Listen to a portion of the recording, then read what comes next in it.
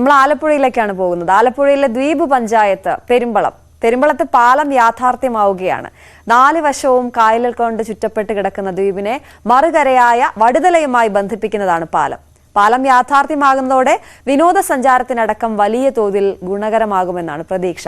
News 18 റിപ്പോർട്ടറാകുന്നത് Daleema Jojo MLA. ദ്വീപ് നിവാസികളുടെ ചിരകാല സ്വപ്നമാണ് പെരുമ്പളം പാലം.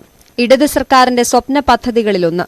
കേരളത്തിൽ കായലിന് കുറുകെയുള്ള ഏറ്റവും നീളമേറിയ പാലമാണ് പെരുമ്പളത്ത് നിർമ്മിക്കുന്നത്. പെരുമ്പളം എന്ന ദ്വീപ് പഞ്ചായത്തിനെ അരൂക്കുറ്റി പഞ്ചായത്തിലെ വടുതലയുമായാണ് പാലം ബന്ധിപ്പിക്കുന്നത്. പാലം യാഥാർത്ഥ്യമാകുന്നതോടെ ദ്വീപ് ജനതയ്ക്ക് ബോട്ടും ജങ്കാറും കാത്തു നിൽക്കേണ്ട അവസ്ഥ ഒഴിവാകും.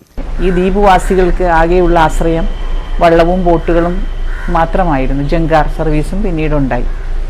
പക്ഷെ അവർക്ക് നിരന്തരം പട്ടണത്തിൽ വന്ന് ഈ കുഞ്ഞുങ്ങൾക്ക് പഠിക്കണമെങ്കിലും അല്ല എന്ത് കാര്യത്തിനും പട്ടണവാസികളോട് ചേർത്ത് നിർത്തുവാൻ, അവരോട് അടുപ്പിച്ച് നിർത്തുവാൻ അവർക്കുള്ള ആശ്രയമാണ് ഈ പാലം. കേവലം 10,000 കുടുംബങ്ങൾക്ക് വേണ്ടി ആണ് ഈ ഒരു പാലം വരുന്നത്. പക്ഷേ അവിടെയുള്ള മനുഷ്യരെ ചേർത്ത് പിടിക്കുവാൻ തന്നെയാണ് അവരുടെ സ്വപ്നങ്ങൾ. അവിടെ ഇത്രയും വർഷങ്ങൾ അവർ ഒരുപാട് ദുരിതങ്ങളിലൂടെയാണ് പോയിക്കൊണ്ടിരുന്നത്. മഴക്കാലമായാലും ഏത് കാലഘട്ടത്തിലും അവർക്ക് പട്ടണവുമായിട്ട് ബന്ധപ്പെടണമെങ്കിൽ ഈ പെരുമഴയത്താണെങ്കിലും കുഞ്ഞുങ്ങൾക്ക് പഠിക്കാൻ ഇപ്പുറത്ത് വരണമെങ്കിലും ഒക്കെ ഈ ചെറിയ വള്ളങ്ങളും നമ്മുടെ ബോട്ടുകളും ജങ്കാർ സർവീസുകളും, ഇപ്പോഴാണ് ജങ്കാർ സർവീസ്, ഞാൻ മുന്നേയും പറഞ്ഞു ജങ്കാർ സർവീസ് വന്നത്. അപ്പം അതിനൊരു മാറ്റം ഉണ്ടാക്കിയത് ഈ പാലമാണ്. നഗരത്തിൽ എളുപ്പത്തിലെത്താം. 10,000-ൽ താഴെ ജനസംഖ്യയുള്ള പെരുമ്പളം ദ്വീപിലേക്ക് 100 കോടി രൂപ മുതൽ മുടക്കിയാണ് പാലം നിർമ്മിക്കുന്നത്. പാലം യാഥാർത്ഥ്യമാകുന്നതോടെ പ്രകൃതി രമണീയതയാൽ സമ്പന്നമായ പെരുമ്പളത്തേക്ക് സഞ്ചാരികൾ ഒഴുകിയെത്തും. ഇത് പഞ്ചായത്തിന്റെ വളർച്ചയ്ക്ക് സഹായകമാകും. മത്സ്യമേഖലയിൽ ജോലിയെടുക്കുന്നവർക്കും പദ്ധതി ഗുണകരമാകും. 1140 മീറ്ററാണ് പാലത്തിന്റെ നീളം.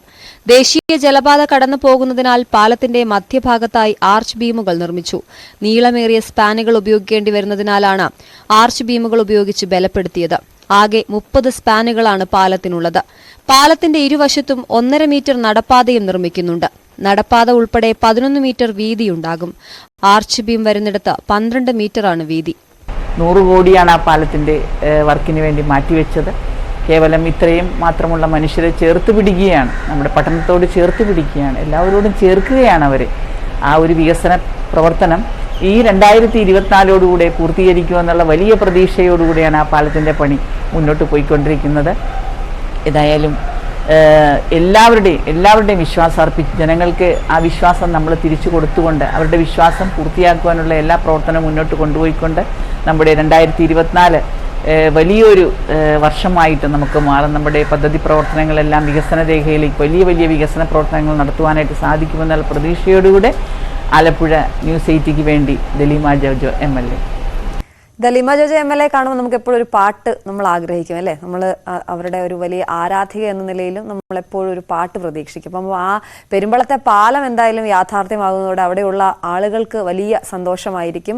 അവർക്ക് ഇനിയിപ്പോൾ വള്ളത്തിലൂടെ ഒന്നുമുള്ള യാത്ര വേണ്ടല്ലോ, ആ പാലം പെട്ടെന്ന് തന്നെ യാഥാർത്ഥ്യമാകട്ടെ എന്ന് നമുക്ക് പ്രതീക്ഷിക്കാം.